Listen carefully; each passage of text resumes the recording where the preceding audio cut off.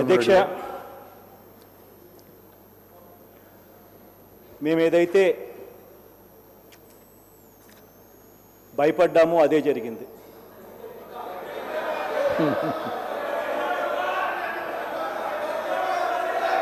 భయపడ్డానికి కారణం మీరు ఎక్కడో క్యాపిటల్ పెట్టారు అన్న విషయంలో భయపడలేదు. విజయవాడ పెట్టండి, గుంటూరు పెట్టండి, ఇంకో చోట పెట్టండి, ఇంకో చోట పెట్టండి, ఎవరికీ అభ్యంతరాలు లేవు. కానీ చేసిన తీరుకు భయపడ్డాం. కారణం ఏమిటంటే అధ్యక్ష, మొదటి నుంచి కూడా మేము చెప్తా ఉన్నాం, మొట్టమొదటగా చర్చ జరగాలి, చర్చ జరిగిన తర్వాత ప్రకటన రావాలి అని చెప్పి. కానీ ఇవాళ నిజంగానే మేము భయపడినట్టుగా మొట్టమొదట ప్రకటన చేసేశారు, ఆ తర్వాత చర్చ జరిగించుకోండి అని చెప్పి చెప్తా ఉన్నారు. డెమోక్రసీలో నేను ఒకటే అడుగుతా ఉన్నా అధ్యక్ష, ఇది డెమోక్రసీయేనా అని చెప్పి నేను క్వశ్చన్ కూడా చేస్తా ఉన్నా. అధ్యక్ష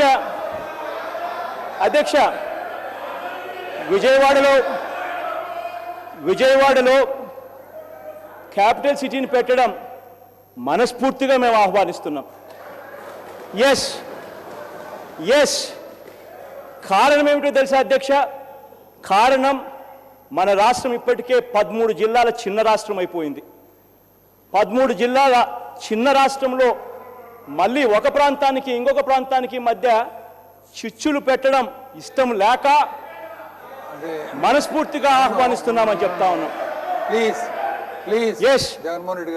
అధ్యక్ష, మొట్టమొదటి నుంచి కూడా అధ్యక్ష ఇది కూడా చెప్పించే అవకాశం కూడా లేకపోతే ఎలా అధ్యక్ష? మాట్లాడదు అంటే స్టేట్మెంట్ మీద డిస్కషన్ స్టార్ట్ చేశారు అధ్యక్ష. స్టేట్మెంట్ మీద డిస్కషన్ స్టార్ట్ చేశారు అధ్యక్ష. నేను దాని మీదనే మాట్లాడుతున్నాను అధ్యక్ష. all what it takes is another 3 to 5 minutes అధ్యక్ష. ప్లీజ్ టేక్ అధ్యక్ష, ఇవాళ కూడా మేము మొదటి నుంచి కూడా చెప్తా ఉన్నది ఒకటే అధ్యక్ష, క్యాపిటల్ సిటీ అనేది ఎక్కడన్నా పెట్టండి, కానీ పెట్టే చోట కనీసం 30,000 ఎకరాలన్నా ఉన్న చోట పెట్టండి అని చెప్పి మొదటి నుంచి కూడా మేము మొత్తుకొని చెప్తా ఉన్నాం. ఎందుకు చెప్తా ఉన్నాము అనడానికి కూడా కారణాలు ఉన్నాయి అధ్యక్ష. ఆ కారణం ఏమిటంటే అధ్యక్ష, ఒకసారి ఆ ప్రాంతంలో ఆ క్యాపిటల్ సిటీలోకి ఆ 30,000 ఎకరాలు మొత్తం గవర్నమెంట్ ల్యాండే కనుక ఉంటే, గవర్నమెంట్ ల్యాండే ఉన్న పరిస్థితుల్లో ల్యాండ్ రేట్ ఇంత అని చెప్పి గవర్నమెంటే ఫిక్స్ చేసే అవకాశం ఉంటుంది. కాబట్టి ఇవాళ చదువుకున్న పిల్లాడు ఎవడన్నా ఉద్యోగం కోసం అక్కడికి వెళ్ళినప్పుడు, సామాన్యుడు ఎవడన్నా అక్కడికి వెళ్ళి ఈఎంఐ పద్ధతిలో ఒక ఫ్లాట్ కొనుక్కోవాలన్నా కూడా అది అందుబాటులో ఉండే రేట్లో ఉండాలనే ఉద్దేశంతో చెప్పాం. ఎవరైనా అక్కడికి వెళ్ళి ఉద్యోగం చేసుకునే దానికి అక్కడికి వెళితే అక్కడ రెంట్లు కట్టుకోవాలంటే ఆ రెంట్లు అందుబాటులో ఉండే పరిస్థితి రావాలి. కాబట్టి ఆ మొత్తం 30,000 ఎకరాలు గవర్నమెంట్ ల్యాండ్ అయితే ఏ రేటు ఎక్కడ ఎంత ఉండాలి అని డిసైడ్ చేసే అవకాశం గవర్నమెంట్కి ఉంటుంది. కాబట్టి గవర్నమెంట్ భూమి కాబట్టి ఆ పద్ధతిలో చూడండి అని చెప్పి చెప్పడం జరిగింది. ఇవాళ ల్యాండ్ పూలింగ్ మేము చేసేస్తున్నాము, ల్యాండ్ పూలింగ్ పద్ధతిలోనే మేము ముందుకు వెళ్ళిపోతున్నాము అన్న మాటలు వినిపిస్తూ ఉంటే నిజంగా బాధ అనిపిస్తుంది అధ్యక్ష.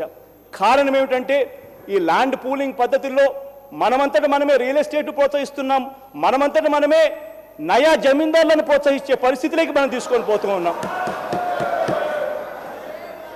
అధ్యక్ష ఇప్పుడు ఎలాగూ చంద్రబాబు నాయుడు గారు నిర్ణయం తీసుకున్నారు కాబట్టి డెమోక్రసీలో ఇది కరెక్ట్ అయిన పద్ధతి కాకపోయినప్పటికీ రాష్ట్రం ఒక్కటిగా ఉండాలి, రాష్ట్రంలో భావోద్వేగాలకు తావివ్వకూడదు అనే ఒకే ఒక ఉద్దేశంతో మాకు ఆయన చేసిన పద్ధతి నచ్చకపోయినా కూడా still we're participating and still we're constructively giving suggestions అధ్యక్ష. Thank you.